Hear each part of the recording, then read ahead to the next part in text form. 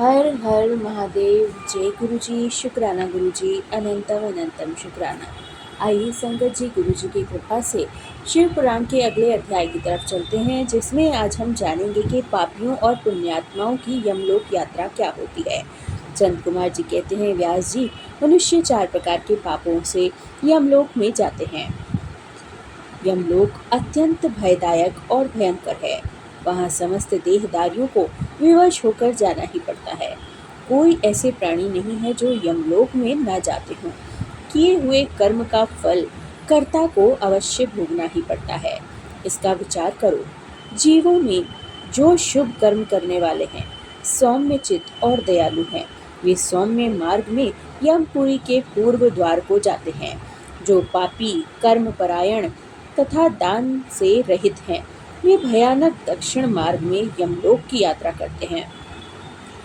मर्त्य लोक से 86,000 योजन की दूरी पर लांग कर नाना रूप वाले यमलोक में स्थित है। यहाँ जानना चाहिए कि पुण्यात्मा कर्म करने वाले लोगों को तो वह नगर निकटवर्ती सा जान पड़ता है, परंतु भयानक मार्ग से यात्रा करने वाले पापियों को वह बहुत दूर स्थित दिखाई देता है। वहाँ का मार्ग कहीं तो तीखे कांटों से युक्त है और कहीं कंकड़ों से व्याप्त है। कहीं छुरे की धार के समान तीखे पत्थर उस मार्ग पर जड़े गए हैं। कहीं कहीं भारी कीचड़ फैला हुआ है। बड़े छोटे पातकों के अनुसार वहाँ कठिनाइयों में भी भारीपन और हल्कापन महसूस होता है। कहीं कहीं यमपुरी के मार्ग पर लोहे की सुइयों के समान तीखे ढाब फैले हुए हैं। तदंतर यमपुरी के मार्ग को भीषण यातनाओं और कष्टों का वर्णन करने के लिए संत कुमार जी कहते हैं कि व्यास जी, जिन्होंने कभी दान नहीं किया है, वे लोग ही इस प्रकार के दुख को उठाते हैं। सुख की याचना करते हुए उस मार्ग पर जाते हैं। जिन्होंने पहले से ही दान रूपी पाथे राह खर्च ले रखा है, वे सुख पूर्वक यमलोक की यात्रा करते हैं। इस रीति से कष्ट उठाकर पापी जीव जब प्रेतपुरी में पहुंच जाते हैं, तब उनके विषय में यमराज को सूचना दी जाती है। उनकी आज्ञा पाकर दूत उन पापियों को यमराज के आगे ले जाकर खड़ा कर देते हैं।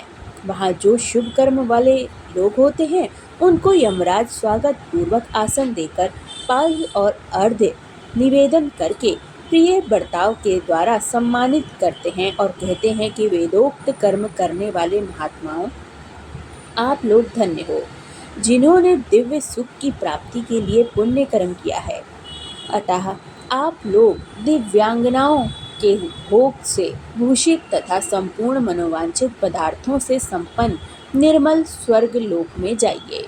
वहाँ महान भोगों का उपभोग करके अंत में पुण्य के क्षीण हो जाने पर जो कुछ थोड़ा सा अशुभ शेष रह जाए, उसे फिर यहाँ आकर भोगेगा। जो धर्मात्मा मनुष्य होते हैं, वे मानो यमराज के लिए मित्र के समान होते हैं। वे यमराज को सुखपूर्वक सौम्य धर्मराज के रूप में देखते हैं, किंतु जो क्रूर धर्म कर्म करने वाले हैं, वे यमराज को भयानक रूप में देखते हैं। उनकी दृष्टि में यमराज मुख दाढ़ों के कारण विकराल जान पड़ता है। नेत्र टेढ़ी भौहों से युक्त प्रतीत होता है। उनके केश ऊपर को उठे हुए होते हैं। दाढ़ी मूछ बड़ी बड़ी होती है और होठों के ऊपर की ओर फड़फड़ाते हुए मांस का कुछ दिखाई पड़ता है और चेहरा बड़ा ही भयानक सा लगता है। उनकी 18 भुजाएं होती हैं। वे कुपित तथा काले कोयलों के ढेर से दिखाई देते हैं। उनके हाथों में सब प्रकार के अस्त्र और शस्त्र होते हैं। वे सब प्रकार के दंड का भय दिखाकर उन पापियों को डांटते रहते हैं। बहुत लोग बहुत बड़े भैंसे पर आरूढ़ लाल वस्त्र और लाल माला धारण किए हुए ऊंचे महामेरु के समान दृष्टिगोचर होते हैं। उनके नेत्र प्रज्वलित अग्नि के समान उद्दीपित दिखाई देते हैं। उनका शब्द प्रलय काल के मेघ की गर्जना के समान गंभीर होता है। वे ऐसे जान पड़ते हैं मानो महासागर को पी रहे हों, गिरजाराज को निगल रहे हों और मुंह से आग उगल रहे हों। उनके समीप प्रलय काल की अग्नि के समान प्रभाव वाले मृत्यु देवता खड़े रहते हैं।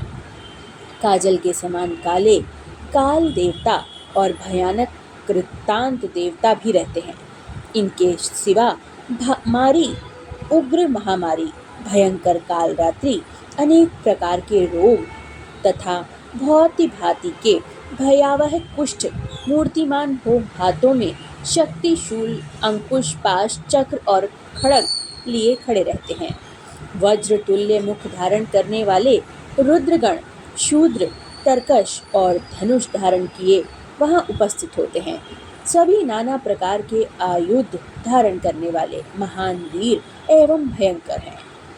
इनके अतिरिक्त असंख्य महावीर यमदूत, जिनकी अंग कांति काले कोयले के समान होती है, संपूर्ण अस्त्र शस्त्र लिए बड़े भयंकर जान पड़ते हैं।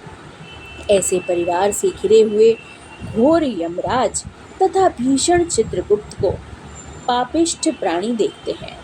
यमराज उन पाप कर्मियों को बहुत जोर से डांटते हैं और भगवान चित्रगुप्त धर्मयुक्त वचनों द्वारा उन्हें समझाते हैं। हर हर महादेव। जय गुरु जी। शुक्राना गुरु जी, अनंतम अनंतम शुक्राना। सही कहते हैं संगत जी कि सत्कर्म करने चाहिए, हमेशा अपने कर्मों के फल को भोगने के लिए तैयार रहना चाहिए। आधे से ज़्यादा कर्म तो हम जीते जी अपने इस जीवन में ही भोग लेते हैं और बाकी हमें ऊपर जाकर स्वर्ग और नरक के भेद के रूप में भोगने को मिलते हैं। ये सिर्फ कही सुनी बातें नहीं है, देखिए ये इस बड़े बड़े ग्रंथों में भी साक्षात लिखा हुआ है। तभी हमारे गुरु जी कहते हैं कि हमेशा अपने कर्मों को ध्यान में रखकर किसी का दिल दुखाइए, अपने कर्मों को ध्यान में रखकर कोई भी काम करिए, तभी आगे जाने वाले रास्ते हमारे सही और गलत की दिशा निर्धारित करेंगे। जय गुरु जी। शुक्राना गुरु जी, अनंतम अनंतम शुक्राना।